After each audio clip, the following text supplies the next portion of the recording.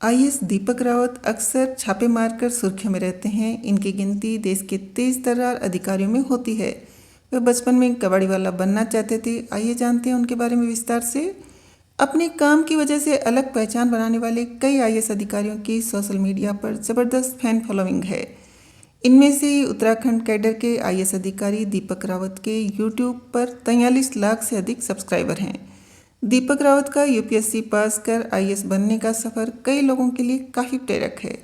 वह कभी कबाड़ी वाला बनना चाहते थे, लेकिन फिर वह किस तरह एक इतने तेज तर्रार आईएएस बने, आइए जानते हैं।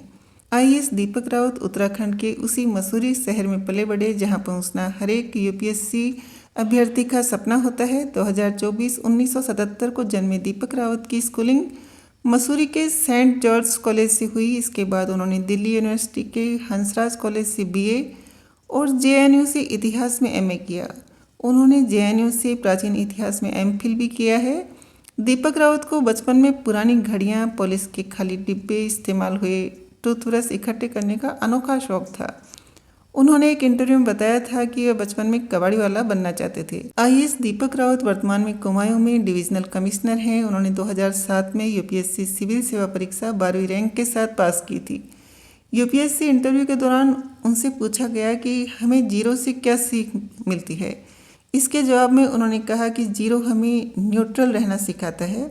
उन्होंने यह भी कहा, जीरो में कुछ जोड़ दो तब भी वह वही रहता है, जीरो से कुछ घटा दो तो भी अंक वही रहता है, इसलिए जीरो हमें न्यूट्रल रहना सिखाता है।